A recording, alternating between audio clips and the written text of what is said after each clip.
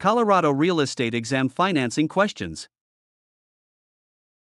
Question 1. Parker Nash holds an active broker license from another state with more than 2 years of experience. Which Colorado pathway item is most likely required under limited recognition? Option A. Automatic licensure with no Colorado exam or documents. Option B. Only a national course with no state testing. Option C. Passing the Colorado state portion and providing a certified license history with background requirements. Option D. A broker application with no license history.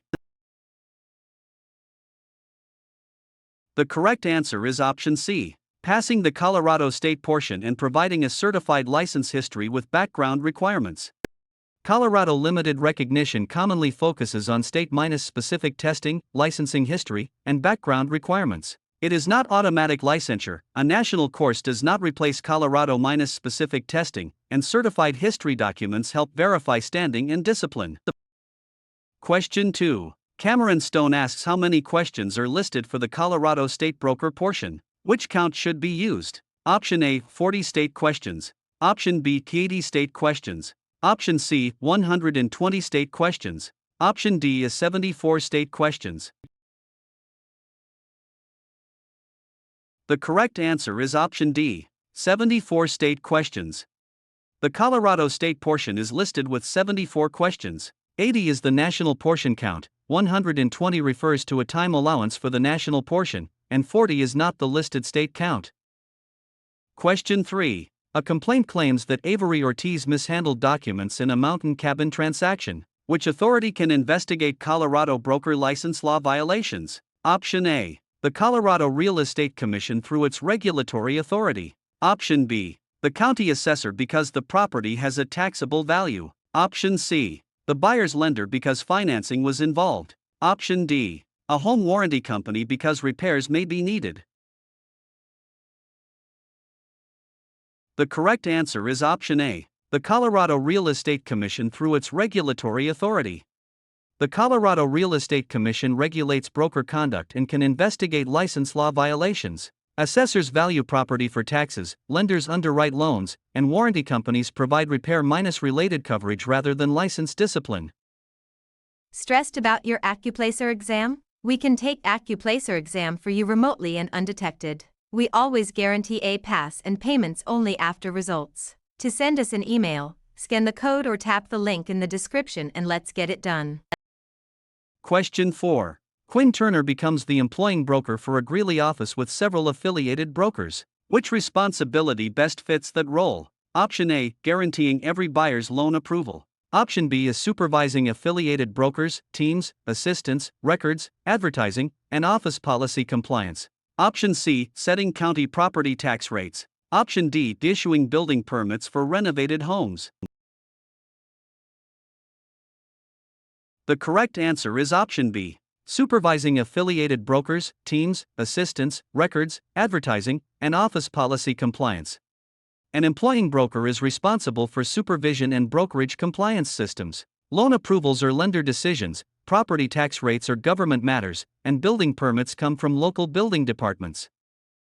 Question 5. Emerson Price helps a buyer and seller complete a duplex sale without advocating for either side. Which Colorado brokerage relationship best describes that neutral assistance? Option A. Dual agency relationship. Option B is supervising relationship for the buyer. Option C. Transaction-broker relationship. Option D. Power of attorney relationship. The correct answer is option C. Transaction-broker relationship. A transaction-broker assists with the transaction without becoming an advocate for either party. Dual agency is not the proper Colorado approach for adverse parties. Supervising creates agency under another broker's client, and power of attorney is a separate legal authorization.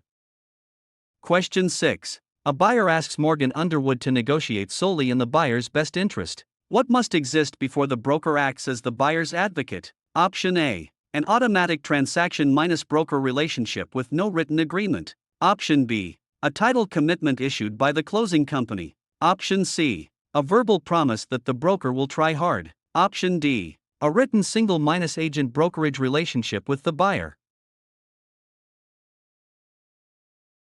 The correct answer is option D. A written single-agent brokerage relationship with the buyer.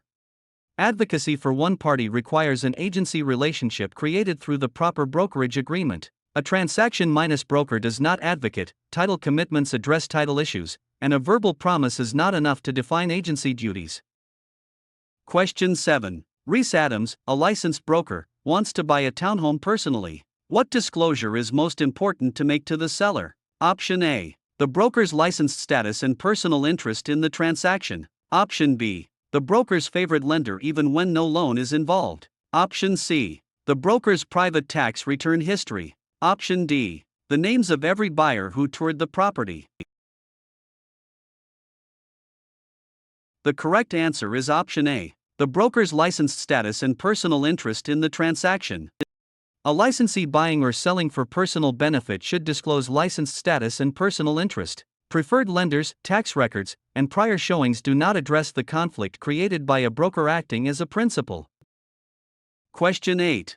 Finley Vega receives a $8,625 earnest money check for an office suite contract. Where should funds belonging to others be placed? Option A. In the broker's personal checking account until inspection is over. Option B. In the appropriate trust or escrow account according to the contract and brokerage procedures. Option C. In the brokerage marketing account for advertising expenses. Option D. In a cash envelope kept at the property until closing. The correct answer is option B. In the appropriate trust or escrow account according to the contract and brokerage procedures.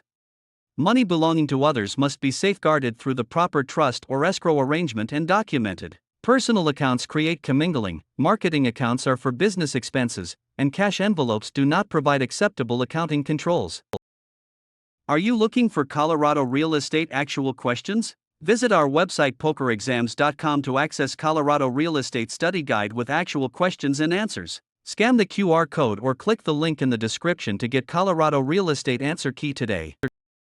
Question 9. A buyer and seller both demand the same $10,050 earnest money after a failed contingency. How should the broker holding the funds respond? Option A. Or release it to whichever party calls first. Option B. Keep it permanently as brokerage income. Option C. Do not release the money unilaterally, follow the contract, written mutual instructions, or a proper legal process. Option D is split it personally without telling either party. The correct answer is option C. Do not release the money unilaterally, follow the contract, written mutual instructions, or a proper legal process. Disputed earnest money should not be released without proper authority. First contact does not decide entitlement, disputed deposits are not brokerage income, and a personal split would violate the duty to account for funds. Question 10. Skylar Walker posts a video ad for a listing in Longmont but omits the brokerage name. Which advertising issue is most likely? Option A. The ad automatically transfers title to the viewer. Option B. The ad creates a mortgage lien on the property. Option C. The ad removes the need for a written listing agreement. Option D. The ad may be misleading because it does not clearly identify the brokerage behind the advertisement. The correct answer is option D. The ad may be misleading because it does not clearly identify the brokerage behind the advertisement. Real estate advertising should be truthful and identify brokerage involvement clearly. An ad does not transfer title, does not create a mortgage lien, and does not replace a proper written listing agreement.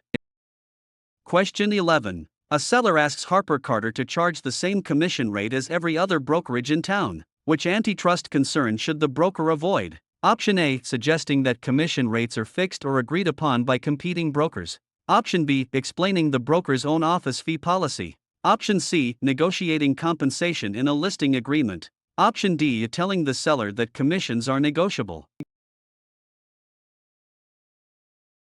The correct answer is option A. Suggesting that commission rates are fixed or agreed upon by competing brokers.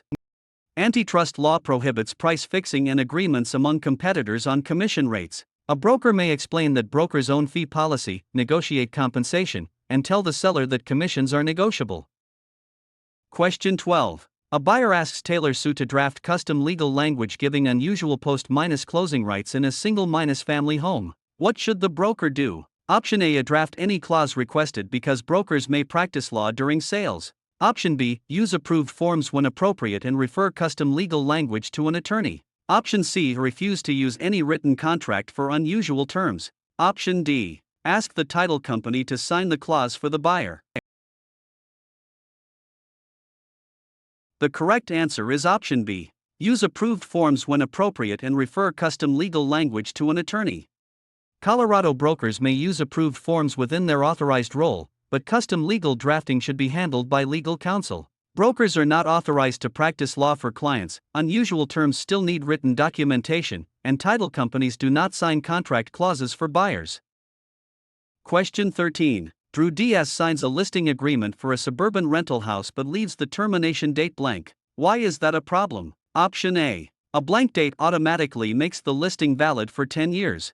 Option B. Termination dates are required only for commercial leases. Option C. Listing agreements should have a definite termination date rather than continuing indefinitely. Option D. The county assessor supplies the date after signing. The correct answer is option C. Listing agreements should have a definite termination date rather than continuing indefinitely. A definite termination date defines the broker's authority and avoids an open-ended listing. A blank date does not create a 10-year term. The issue is not limited to commercial leases, and assessors do not complete listing agreements. Question 14. In Logan Young's contract for a condominium, the inspection objection deadline passes without notice from the buyer. Why does that deadline matter? Option A. Deadlines are only reminders and never affect rights. Option B. All deadlines are set later by the county recorder. Option C. The broker may extend deadlines alone whenever it seems fair. Option D. Contract deadlines control when a party must act to preserve specific rights or contingencies.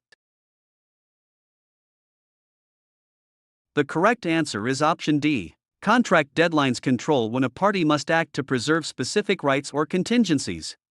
Colorado contracts use deadlines to define when objections, notices, and terminations must occur. They are not casual reminders. County recorders do not set private contract deadlines, and brokers cannot unilaterally extend deadlines for the parties.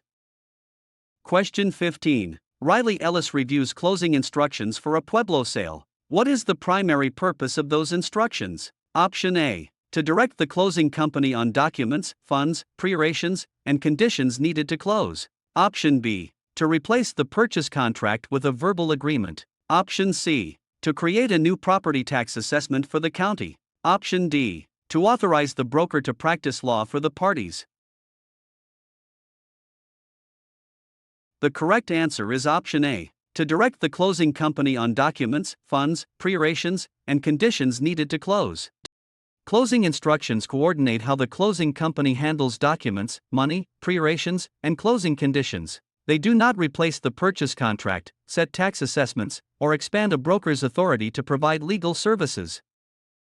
Question 16. Jamie Zane asks when ownership of a retail building is transferred by deed. Which event is essential? Option A. Printing a marketing flyer for the property. Option B. A delivery and acceptance of a valid deed. Option C. Receiving a verbal value estimate from an appraiser. Option D. Ordering a home warranty before closing.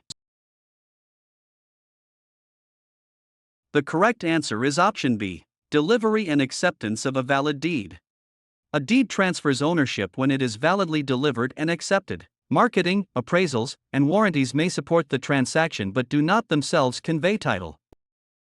Question 17. Marlo Foster finances a Colorado purchase with a $205,000 loan. Which document is the borrower's promise to repay the debt? Option A. Warranty deed. Option B. A settlement statement. Option C. Promissory note. Option D. Listing contract.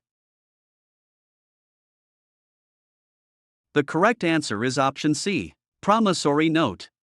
The promissory note is the borrower's personal promise to repay the loan. A warranty deed conveys title, a settlement statement accounts for closing charges, and a listing contract creates a brokerage relationship with a seller. Question 18. Casey Bishop is selling a mountain cabin with irrigation water rights near Grand Junction. Which Colorado principle is most closely tied to priority of water use? Option A. Automatic ownership of all underground water by the newest buyer. Option B. Equal monthly sharing among all neighboring parcels regardless of priority. Option C. Federal flood insurance rules controlling every water diversion. Option D. Prior appropriation. often summarized as first in time, first in right. The correct answer is option D. Prior appropriation, often summarized as first in time, first in right. Colorado water rights are closely associated with prior appropriation and priority of beneficial use. New buyers do not automatically own all underground water, neighbors do not share equally regardless of priority, and flood insurance rules do not determine water minus right priority. Stressed about your property and casualty exam? We can take property and casualty exam for you remotely and undetected. We always guarantee a pass and payments only after results. To send us an email, scan the code or tap the link in the description and let's get it done. Question 19. A landlord tells Rowan Gray not to show a Castle Rock rental to applicants with children. Which law topic should the broker recognize immediately? Option A. A familial status discrimination under fair housing law. Option B. A legal occupancy preference that overrides federal law. Option C. A zoning setback requirement. Option D. A title insurance exclusion. The correct answer is option A. Familial status discrimination under fair housing law. Refusing applicants because they have children raises familial status discrimination concerns. Zoning setbacks involve land use, title exclusions involve ownership risks, and a landlord preference does not override fair housing requirements. Question 20. Sage Cruise manages a rental in Denver and collects a $1,205 security deposit. Which responsibility is most important? Option A. Use the deposit for brokerage advertising as soon as it is collected. Option B. A safeguard and account for tenant funds according to lease terms, trust rules, and applicable law. Option C. A treat the deposit as earned commission immediately. Option D. Record the deposit as a deed in county land records. The correct answer is option B. Safeguard and account for tenant funds according to lease terms, trust rules, and applicable law.